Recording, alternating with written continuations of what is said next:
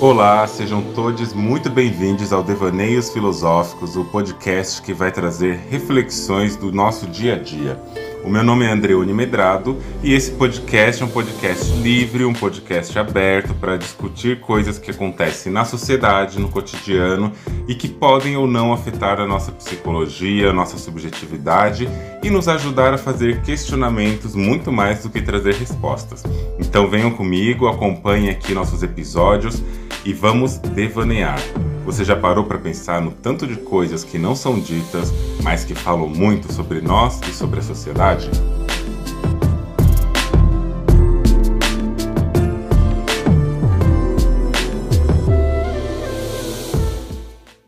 Pensa aí comigo. Muitas coisas para dizer, muito para ser colocado para fora, toneladas e mais toneladas de uma vivência que não se elabora sozinha. É como se fosse um acúmulo demasiado, pesado para ser carregado nas suas entranhas, para ser gerado no seu útero simbólico. Sabe? É demasiado cruel conviver com você mesmo quando você não se conhece muito bem, ou então, ainda que você se conheça, quando tem uma certa aversão ao que você conhece de si. E os caminhos existenciais que levam a esse fenômeno são tão complexos quanto são variados. Não necessariamente é sempre desse jeito que surge a necessidade de depositar nos outros os seus pensamentos. Às vezes, e eu desconfio que na maioria delas, o que talvez falta é um espaço seguro e acolhedor de elaboração das suas angústias. E é nesse movimento psicológico, social, sociopsicológico, que complexamente se desenha um termo que nasceu de conversas que tive eu e Gabriel, conversas também que tive eu e Érica, eu e Laura, eu e outras pessoas, eu e Andréa. Então, dessas conversas que a gente foi tendo, surgiu um termo que na ocasião eu falei assim, não, porque as pessoas transformam a gente em quarto de despejo. Aí Gabs chegou e falou assim, isso aí é um despejismo. E ficou esse termo, despejismo. Despejismo é o ato de utilizar das relações como se elas fossem um quarto de despejo, no qual se deposita seus dejetos e desencantos, suas vivências e frustrações, mas também não só isso, né? Suas aspirações e conquistas, além do desejo de fantasia. Tudo isso, e esse é um grande detalhe, tudo isso acontece sem se importar com o que a outra pessoa, a outra subjetividade tem a dizer.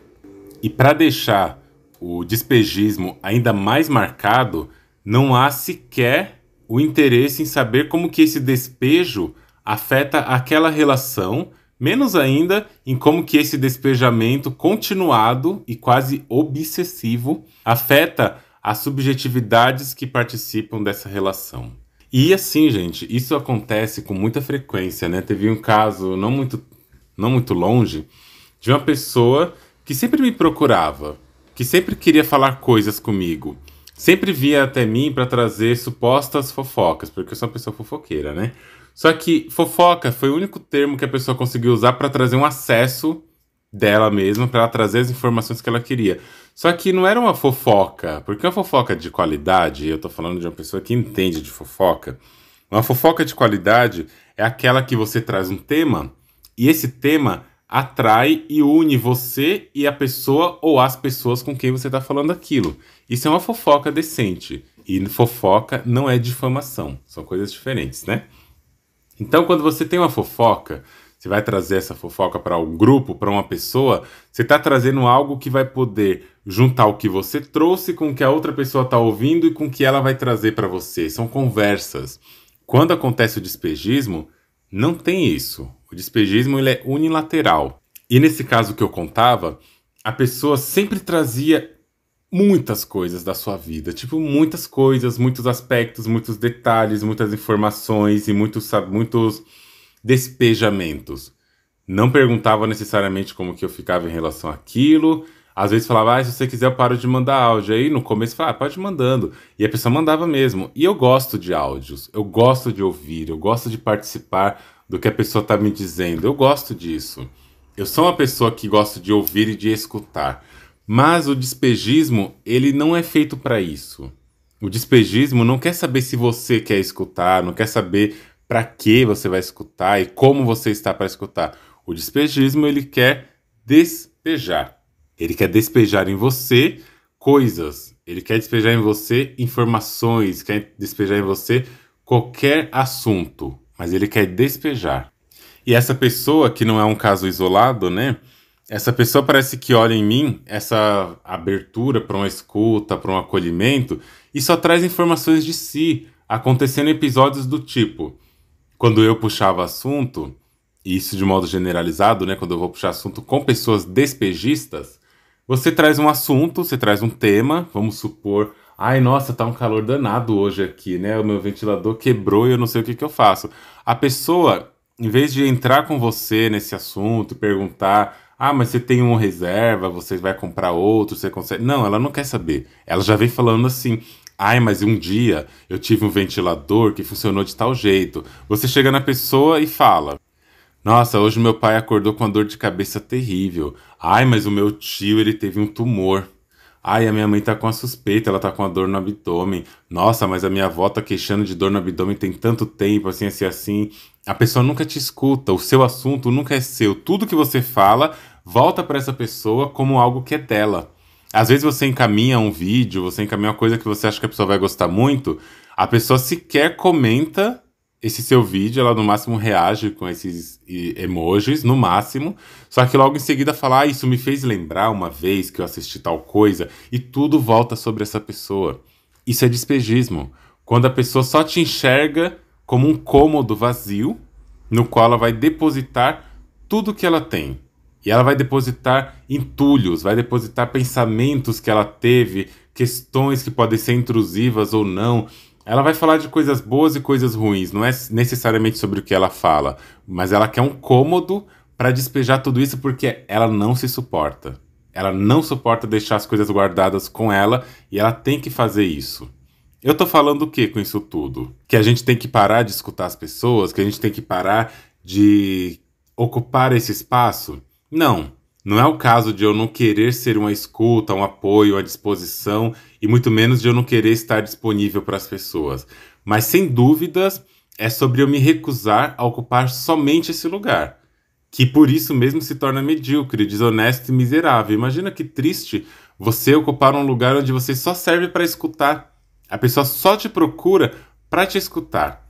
E as relações, como eu falo, ela não se significam na unicidade, ela não se faz com uma pessoa só. Ela existe entre e com as outras partes. E tem que ser assim. Elas têm que ser multidirecionais. Elas não podem acontecer quando uma pessoa só quer escutar. Ela não pode acontecer quando a pessoa só quer ser escutada.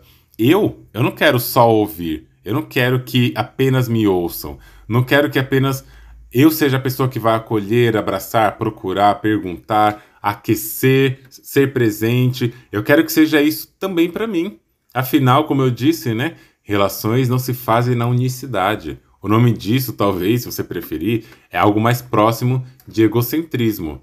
E, de novo, uma coisa para a gente destacar aqui. Não se trata especificamente de uma lógica de tudo em troca, muito menos de pagar com a mesma moeda, né? Não que querer que haja trocas na relação seja um posicionamento errado, pois não é. A gente tem direito de querer também que uma relação ela nos forneça alguma coisa, ela nos dê alguma coisa, nos dê algo em troca, e não no sentido capitalista, mas no sentido de que é uma mutualidade. Então, em vez de querer pensar que é tudo pago com a mesma moeda, em vez disso é sobre a gente saber, sobre eu saber que eu não sou um objeto de utilidade descartável, e você também não é. Ninguém é um objeto de utilidade descartável, a menos que o que você está colocando aí seja uma lógica capitalista, né? E neoliberal, sabe? Porque, assim, se a pessoa está buscando apenas uma escuta qualificada, um tempo de desabafo, um momento exclusivamente dela para que ocorram seus despejos, o lado bom disso, gente, sabe qual que é? Existe uma alternativa. Existe uma possibilidade. Assim como eu, outras pessoas estudaram muito por vários anos para saber como escutar. As pessoas se profissionalizaram com uma certa excelência, buscaram um lugar de aprendizagem para uma escuta qualificada profissional. E elas oferecem essa escuta profissionalmente. Só que aí você tem que pagar, né? Tem o seu valor. Cada pessoa tem seu preço. Eu tenho meu preço na minha clínica, na minha escuta. Eu tenho meu preço, eu tenho minha legitimidade. Só que não vale a pena, né? Não é certo, não é honesto usar as pessoas como se fosse esse lugar de terapeuta mascarando isso de amizade. Por que chamar de amizade uma coisa que é uma necessidade por um quarto de despejo? É isso que eu quero dizer. Eu quero ser amigo das pessoas, eu quero ser colo nas angústias, eu quero ser amor, eu quero amar, eu quero ser amado, eu quero ser amante. Mas a pergunta que fica é: onde que fica a reciprocidade? Muita gente confunde reciprocidade com você ter algo que seja igual, que seja devolvido da mesma maneira. E eu penso que não é isso. Para mim, reciprocidade não é o mesmo que igualdade. Em vez de corresponder na mesma medida, ser uma pessoa recíproca é saber que as outras pessoas não são meros recursos de alívio para o nosso tédio e vice-versa. Reciprocidade é haver uma correspondência no interesse, no desejo de saber, na vontade de coexistir. Então, ser uma pessoa recíproca não é sobre o que se devolve, não é na lógica de devolutiva, não é sobre pagar uma dívida e nem especificamente é sobre aquilo que se dá numa determinada troca. Não se trata de ter de fazer, mas de fazer por querer. Reciprocidade é sobre o que movimenta aquela ação. A gente tem que lembrar o tempo todo: pessoas são diferentes e possuem estratégias e recursos materiais e subjetivos que são também diferentes. Então, cada pessoa ela vai construindo ao longo da sua trajetória, da sua vivência, um jeito e uma possibilidade de demonstrar a mutualidade do afeto, caso exista essa possibilidade de demonstração. Se de fato houver um interesse, um desejo, uma vontade ou impulso pela relação em sua mutualidade e reciprocidade, as pessoas vão encontrar meios para que isso seja revelado e comunicado. Elas vão buscar caminhos possíveis para demonstrar essa reciprocidade que, repito, não se trata de devolver em cópias as atitudes recebidas. Pensar pela igualdade pode criar expectativas que vão ser muito mais aprisionantes do que libertadoras. No ideal de relação romântica, por exemplo, romper um vínculo ou tensionar esse vínculo com questionamentos e imposições de limite é algo que costuma acontecer quando um sofrimento nomeado ou até mesmo uma violência explícita se apresenta. Ou seja, em geral, é importante que aconteça uma violência muito grande para que você consiga colocar seus limites nesse modelo romântico. E nesse modelo também, se nós estamos numa relação em que cabe o pensamento do vou levando, deixa a vida me levar, de fato a situação vai se prolongar por anos. E em alguns casos, pela vida toda. Quantas agressões e quantos apagamentos são necessários para a gente entender que a reciprocidade não é uma exigência, mas ela é um componente inerente do ato de se relacionar? Quando que a gente vai entender que mesmo com amor, e às vezes até com muito amor, ainda assim é possível e às vezes até saudável um certo distanciamento? Por que se afastar precisa ser sinônimo de odiar? E outra, né? Quem disse que por amar muito devemos suportar o que a gente já percebeu que é insuportável? Enquanto essas lógicas de reconciliação e de manutenção a qualquer custo forem um critério máximo de construção relacional, o sofrimento será quase inevitável. E o que isso tem a ver com o despejismo? Tem a ver que, se a gente está entendendo que a reciprocidade é importante, se a gente está entendendo que acontece de cometer violências nas relações e que elas não precisam ser só físicas, e essas violências podem ser do âmbito da invisibilização das pessoas, quando você só quer buscar aquela pessoa para despejar as suas coisas, que isso é uma violência. Quando a gente entende isso, a gente entende que está havendo um despejismo. E a pergunta que eu faço é: se a partir de hoje você se aproximasse das pessoas somente sem fazer delas um local utilitarista de despejo, sobraria alguém para você se relacionar? Se a partir de hoje, vou fazer de um outro jeito essa pergunta.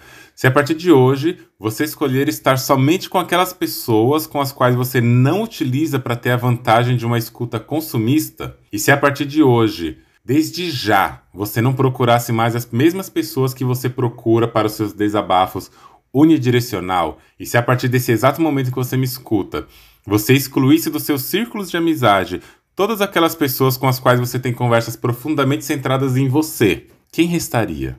Quem seria o que você está chamando de rede de apoio? Porque é uma rede de apoio ou é uma rede de quartos de despejo? Quem você enxerga para além de um objeto que te traz exclusivamente benefício. É por isso que eu falo que o que muitas pessoas despejistas estão chamando de rede de apoio, isso é consumismo afetivo. Consumismo afetivo. Palavras como escuta, acolhimento, validação, respeito, risada, fofoca, afetos, desabafos de angústias. Tudo isso aí faz parte ou costuma fazer parte de relações que são mais complexas, que são mais íntimas. E também tende a ser mais intenso tudo isso à medida que as relações se aprofundam e se constroem num espaço cada vez mais íntimo. Na medida em que existe uma mutualidade no contato, na troca e na vivência, o espaço de trânsito afetivo costuma ser mais fluido também. Só que, na lógica do despejismo, essas dinâmicas não são compreendidas em direções plurais. Pelo contrário, elas se voltam no senso de exclusividade para a pessoa que está despejando tudo.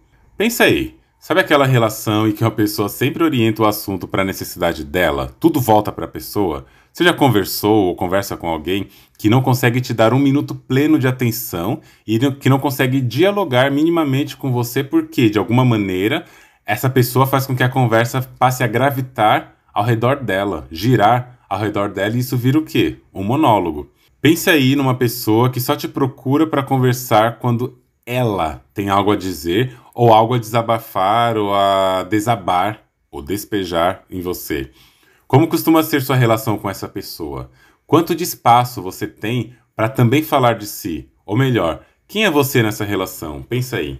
Você é a pessoa que despeja ou você é o quarto de despejo? Ou você é as duas coisas? Você é o quarto de despejo de uma pessoa e como você aprendeu a ser assim, você acaba despejando. Vai fazendo quase que uma cadeia, né, de relações. Alguém despeja em você, que você despeja em alguém, que vai despejar no outrem e assim por diante. Você já pensou nisso? Como que isso funciona? Me contaram esses dias, né, nessas reflexões que estava tendo, que até geraram esse nome despejismo, de uma relação com mais de 10 anos, na qual, depois de algumas autocríticas e observações mais direcionadas, uma dessas pessoas da relação notou que, durante aqueles 10 anos, todos os encontros eram orientados e direcionados a outra parte da relação. Olha bem, foram mais de 10 anos com um modelo de relação quase que naturalizado no monólogo, onde haviam trocas. Não é que não havia nenhuma troca. A pessoa tinha lá, sei lá, o prazer de encontrar essa amizade, de ver essa amizade, mas no quesito subjetividade, não tinha. Não havia uma partilha genuína. Em vez disso, do lado de lá, havia alguém que aprendeu ou até que se acostumou a sempre despejar sua necessidade e do outro lado, uma pessoa que por muito tempo se conformou nesse formato como a água líquida se conforma e adequa ao formato de um vaso de água. E aqui eu quero chamar uma atenção do despejismo, uma coisa muito necessária para a gente falar. Pessoas despejantes, despejistas, nem sempre são pessoas brancas, assim como nem todas as pessoas brancas fazem isso. Porém, tem um traço de branquitude, um fazer colonial muito, mas muito marcado nesse despejismo, e é sobre o descarte e o abandono. Assim como acontece na colonização, a branquitude também vai operar algumas coisas. Por exemplo, qual que é o papel, né, se a gente for pensar uma trajetória da colonização? Como que acontece se a gente for pensar resumidamente? O colonizador chega, invade uma terra já habitada, que ele vai chamar de terra virgem, porque na visão dele não tem ninguém, assim como descobriram o Brasil, né, como se não houvesse ninguém aqui antes. Então eles criam esse mito de que naquele lugar não tem ninguém. Tem um espaço vazio, um espaço virgem para ser invadido. Então a colonização chega, invade esse espaço, ocupa esse espaço, se apropria dos recursos do espaço, produz um monte de lixo, um monte de coisas que são de esgotamentos da terra, do território, desmatamentos, mortes, e tudo acontece em função da colonização. A pessoa que coloniza faz esse processo todo de invasão e de apagamento. Quando esse espaço não serve, quando o recurso que precisa pegar não está sendo mais disponível, quando não está tendo aquilo que procurou inicialmente, o que acontece é o descarte daquele ambiente, o abandono, porque você não serve mais. E no quarto de despejo, o comportamento ele segue a mesma lógica. Você vai, usa o quarto, usa, enche, enche, enche. Quando aquele quarto não comporta mais o que você quer falar, você procura outro, e outro, e outro. Tem gente até que começa a fazer uma série de quartos de despejos por aí, com até um medo visceral, inconsciente ou consciente, de que se você não tiver vários quartos, pode ser que algum deles dê errado e você seja despejada do seu despejismo e fique sem lugar para colocar suas angústias e você não sabe lidar com elas. Então você vai tendo vários quartos aí de despejo e vai chamar isso de rede de apoio. Pensa bem se é rede de apoio ou se é rede de despejo. E os traços de colonização e de branquitude estão exatamente nisso. O despejismo também opera nessa lógica afetiva, como se o espaço afetivo da outra pessoa fosse esse território, né, esse cômodo. Ele opera na lógica da exploração dos recursos, no esgotamento do território, dos seus frutos, para em seguida abandonar tudo. Abandona o terreno quando ele não tiver mais nada a oferecer. Então, nessa prática de cuidado, não existe algo que acontece desde o começo que vai ser pensado no sentido de não esgotar ou então de não destituir o ambiente de convívio.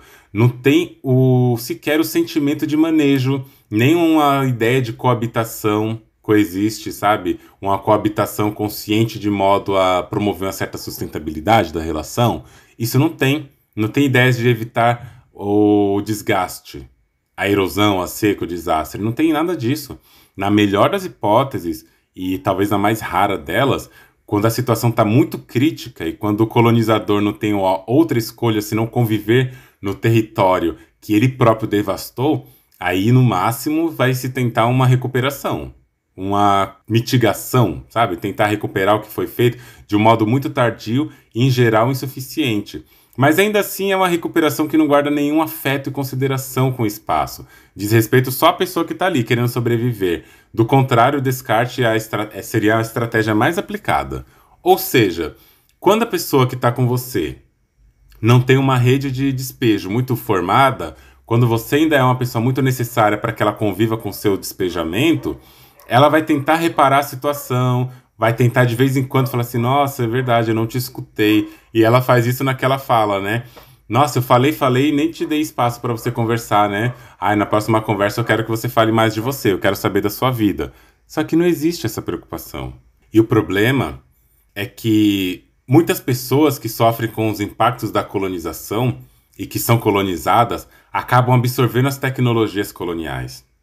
O colonialismo ele precisa ser assimilável para que ele se espalhe de modo memético, como se fosse um meme que se espalha rapidamente por aí. Ele precisa ser assimilado para que, sendo assimilado, ele se enraize em tantas subjetividades quanto for possível.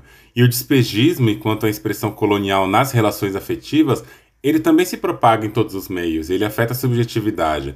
Quanto menos marcadores sociais da diferença você carrega, eu penso que mais esse modelo tóxico de se relacionar tende a te favorecer. Ou seja, quanto mais privilegiada você é, em uma pessoa privilegiada, mais você tende a ser despejista e a menos querer saber sobre a outra pessoa.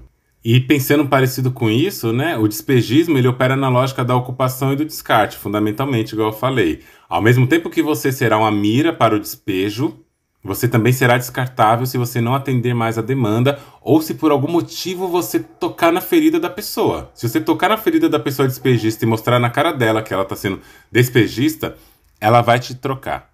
Ela vai procurar outra fonte para despejar seus lixos, né? E uma coisa que eu falo para vocês, na mesma intensidade de aproximação e com o mesmo fervor que as conversas iniciais acontecem, acontecerá o descarte. Você será substituído na mesma intensidade que você foi considerado supostamente necessário. O despejista não busca somente quem acolhe, busca um quarto que seja espaçoso e disponível bastante para receber os dejetos cotidianos.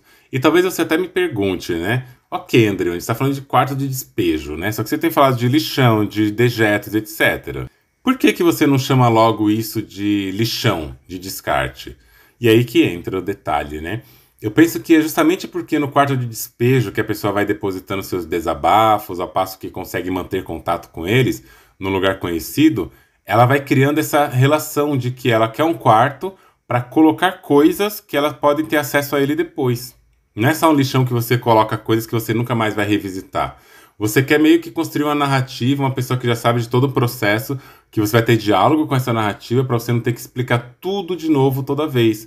É importante você ter contato com esse lugar conhecido. Então, essa pessoa despejista, ela vai levando até você aquilo que ela não consegue ou que ela rejeita conseguir guardar em si e nos outros quartos. Faz parte dessa dinâmica despejistas, tem em si, né, nessa lógica de funcionamento, vários quartos, igual eu falei, para que ela possa dar conta de toda a sua incapacidade em lidar com as suas elaborações.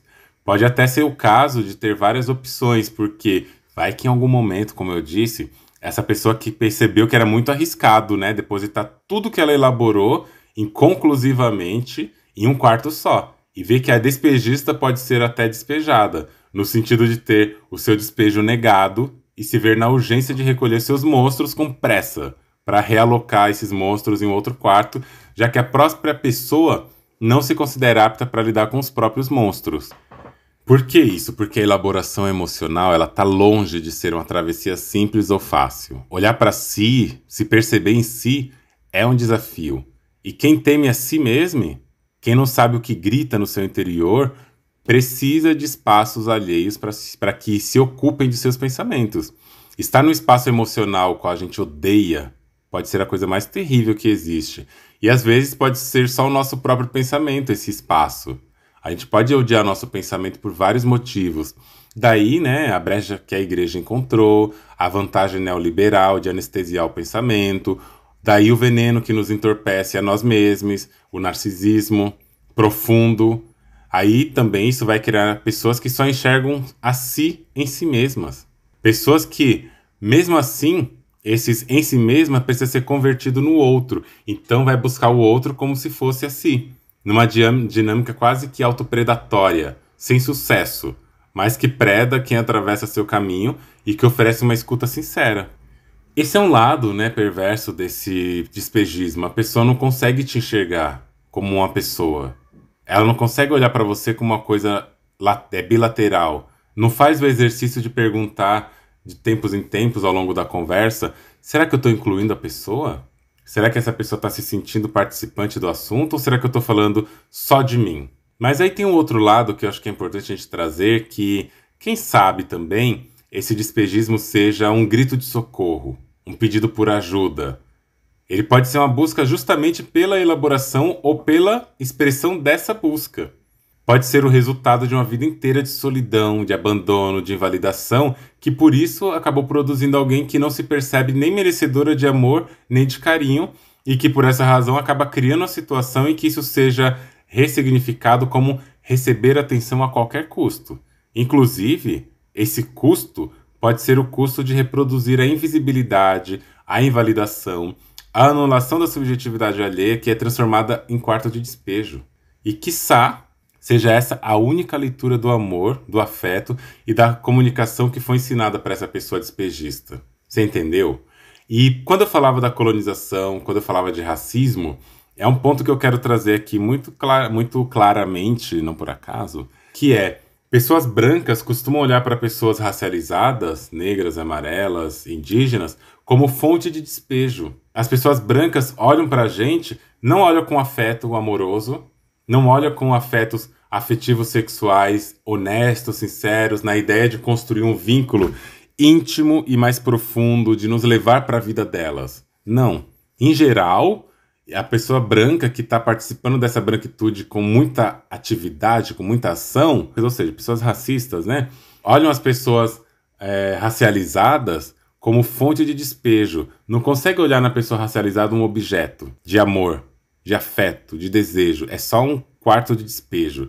Isso porque o colonialismo, o racismo ensinou para essa nossa sociedade que pessoas racializadas, né, pessoas negras, que é do meu lugar que eu falo, mas eu coloco aqui pessoas indígenas e amarelas, são pessoas passivas, extremamente disponíveis, e isso é um traço colonial racista, de que pessoas racializadas sempre ocupam um lugar de disponibilidade, disposição e de prestação de serviço.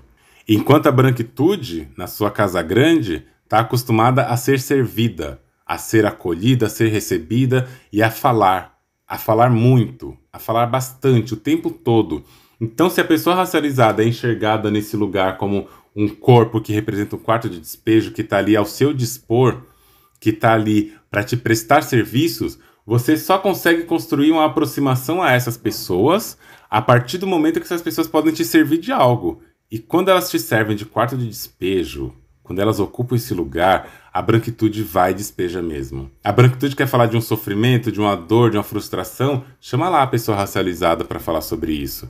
Quantas de nós, né? Quantas pessoas racializadas de nós percebemos esse lugar que as pessoas nos procuram só para isso? E às vezes pessoas racializadas vão fazer isso também com algum privilégio, elas vão aprender nessa dinâmica e infelizmente reproduzem isso, né? Essa pessoa que eu contava no começo é uma pessoa racializada que fazia esse despejismo. E existem muitas outras que fazem, mas a branquitude faz isso numa naturalização, numa constância tão absurda que a gente olha e fala: por que essas pessoas só conseguem enxergar a pessoa negra, a pessoa amarela, indígena como um quarto de despejo? Isso acontece em relação a gênero também. O patriarcado só enxerga mulheres como esse lugar que está um lugar disponível para falar de si, para você falar de si para ela e que ela tem que te acolher. Quantas e quantas mulheres nas relações heterossexuais são mulheres que são, além de companheiras, cuidadoras. Elas cuidam de você, do seu emocional, cuidam de tudo. E a carga mental que elas têm que levar com elas a vida inteira é altíssima. E quem é que está se preocupando com isso? Quem que está dando atenção para isso? Os caras estão usando como quarto de despejo. Pessoas trans também, as pessoas procuram pessoas trans porque querem ter amizades descoladas. Não, você quer despejar suas coisas porque vocês acham que, pelo que vocês aprenderam, pessoas trans, pessoas racializadas já sofreram tanto que elas sabem lidar com isso numa tolerância alta. Não se questiona nem se a gente quer ouvir, nem se a gente está disponível para ouvir e nem se aquilo vai nos afetar, disparar algum gatilho, reviver algum trauma. Não, as pessoas só chegam falando como se nós fôssemos literalmente um quartinho de despejo para chegarem lá e colocarem o que quiser. Então, despejismo é uma prática, é um discurso, é um comportamento. E isso fala nitidamente, assim, absurdamente, sobre o ato de utilizar relações como se fossem quartos de despejo. Pensa aí com você, como que você tem vivido isso nas suas relações, como que isso tem acontecido. Eu reitero, não quer dizer que eu falo tudo isso e então a partir de hoje as pessoas não podem chegar em mim e contar sobre si, desabafar, falar da vida. Não, muito pelo contrário. Isso é um convite para que, quando vocês fizerem isso, por exemplo comigo, mas que estenda isso por favor a todas as pessoas e observem que lugar que vocês ocupam na relação também, quando estiverem nas relações, pensem e observam como que você usa e como que te usam nas relações, se você tem condição de falar o que você quer e também de ser escutado. Se você também consegue escutar, as pessoas são muito mais do que esses objetos. E se isso tem a ver com alguma carência, alguma falta, vamos tentar, né, buscar algum auxílio, algum lugar onde a gente consiga falar do que a gente está sentindo também, sem que precise entulhar pessoas. É muito gostoso quando a gente tem uma amizade onde a gente está disponível para ouvir, para escutar, e a pessoa traz as suas falas, traz os seus desabafos, suas tristezas, seus incômodos. E a gente sabe que se a gente quiser fazer isso também e precisar, a gente também tem a mesma escuta, o mesmo lugar. Recentemente isso aconteceu, né? Para repetir vários processos. E o que eu mais tenho observado são que pessoas têm procurado nesse lugar do despejo mesmo e querem construir uma suposta relação, seja lá de que raios, de que inferno seja esse tipo de relação, mas que as pessoas não sabem escutar em nenhum momento. E é engraçado, né? Que essas pessoas puxam assunto e quando elas têm uma coisa para trazer, quando elas têm os entulhos para despejar, elas dão um jeito de fazer aquele assunto crescer e aquele assunto se manter até elas falarem de si. Se ao contrário, se eu vou lá e puxo um assunto com essa pessoa e quero falar de algum assunto, alguma coisa minha, o assunto se esgota tão rápido porque a pessoa não dá continuidade. E quando ela dá continuidade é porque ela já inverteu a lógica para ela. E quando você fala para você mesmo, não quero mais isso, não quero ocupar esse lugar unilateral de exploração e de despejo, a pessoa se afasta, porque ela nunca te enxergou como gente, te enxergou como um quarto. Então vamos refletir como que nós estamos vivendo e construindo nossas relações. Eu não quero mais construir relação com pessoas que são narcisistas, egocêntricas, que só falam de si e que não se permitem nem escutar o que a outra pessoa está dizendo. Nem sempre a gente vai ter o que falar para outra pessoa. Nem sempre a gente vai ter o que dizer em relação a algo que a pessoa traz pra gente. E isso não significa que você está ignorando. Muitas vezes o que a pessoa quer mesmo é só falar, é só conversar, é só dizer, desabafar. E você não precisa toda vez ter uma resposta, isso não é uma exigência. O que é ruim e o que cria um lugar que, na minha perspectiva, é um lugar problemático é quando você só serve para isso. Quando você só serve para ser despejista, para ter um despejo em você. Não seja despejista e não seja quarto de despejo. Vamos tentar, pouco a pouco, compreender nossa subjetividade para que a gente não ocupe mais esses lugares na relação. Você sabe que lugar que você ocupa nas suas relações e que lugar que as pessoas ocupam? Você já parou para pensar? É isso por hoje, pessoal. Espero que vocês tenham gostado desse episódio. Lembrando que vocês podem seguir o meu perfil no Instagram, andreone.medrado, e você também pode seguir no Twitter, que tá andre1medrado. Vocês também podem enviar seus depoimentos, reflexões, críticas e sugestões no link que eu vou deixar aqui na bio, na descrição de cada episódio, de um formulário. Espero por vocês nos próximos episódios. E já não esquece, compartilhe esse podcast com alguém que você conhece, avalie esse podcast ali, porque isso nos ajuda a alcançar mais pessoas e ajuda também na nossa produção de conteúdo. Vejo vocês em breve e um grande beijo e até mais. Você já parou para pensar?